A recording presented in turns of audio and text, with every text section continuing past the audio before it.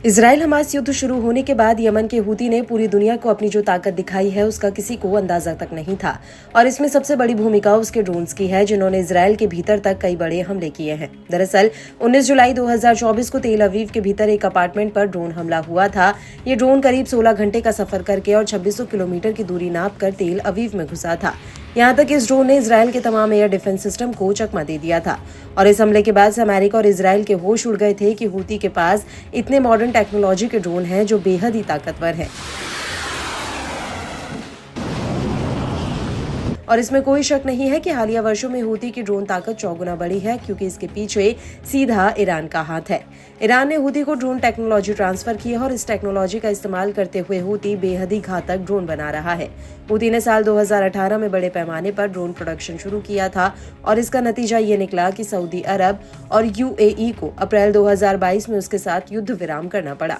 इसके बाद नवंबर 2023 से ही हूती ने लाल सागर में अपने ड्रोन्स के दम पर चक्का जाम कर रखा है और ड्रोन वॉरफेयर रणनीति के दम पर ही हूती आज मिडिल ईस्ट में अमेरिका, इजराइल, सऊदी अरब और यूएई को आंखें दिखा रहा है।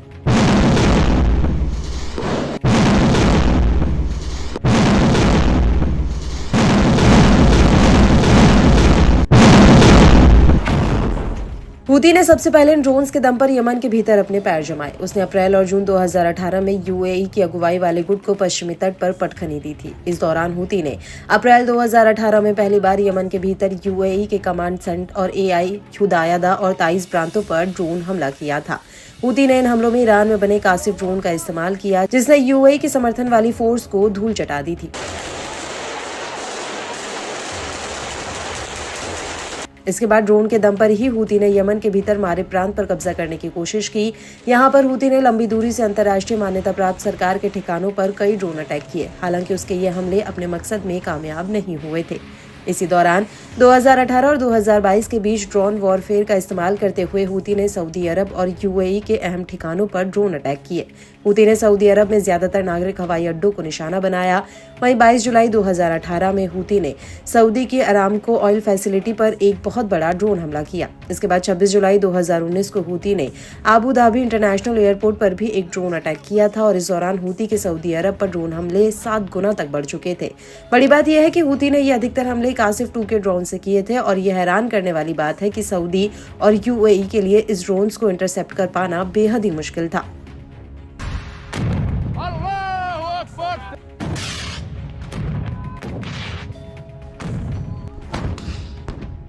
हालांकि इसके बाद 2021 में हूती ने मल्टी यूज वाले ड्रोन्स का इस्तेमाल बढ़ा दिया। ये ड्रोन कैश और विस्फोट के लिए बनाए गए थे या फिर ये हवा में उड़ते उड़ते ही मिसाइल या विस्फोटक टारगेट पर गिरा सकते थे और विस्फोट गिराने के बाद ये ड्रोन वापस अपने ठिकाने पर लौट आया करते थे।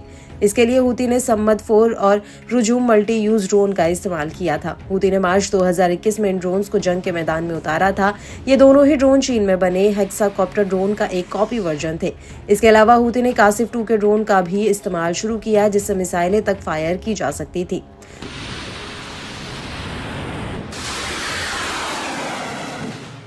दो 2019 में हूती ने इस ड्रोन के जरिए यमन की सरकार के इंटेलिजेंस अधिकारियों के ऊपर हमले किए और यहीं से हूती ने मिलिट्री कैंपों पर भी अटैक शुरू कर दिया। ये हमले 2019 और 2021 के बीच हुए थे, जिसमें यमन के सीनियर कमांडर अबू अल यमाना की जान चली गई थी।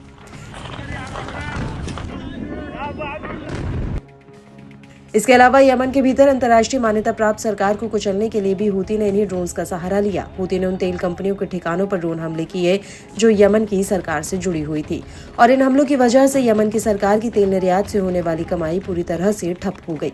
इसके बदले में हूती ने कहा कि सरकार उसके कब्जे वाले इलाकों में सभी कर्मचारियों को वेतन दे और गैस निर्यात से होने वाली कमाई भी उसके साथ साझा करे, तभी वो यूएन की मध्यस्थता वाले युद्ध विराम समझौते को मानेगा। लेकिन सरकार और हूती के बीच बात नहीं बनी और इसके बाद हूती ने यमन से हाइड्रोकार्बन निर्यात पर भी बैन लगा दिया और जो भी जहाज या टैंकर गैस लेकर बाहर जाता हूती उसके ऊपर ड्रोन हमले कर देता था।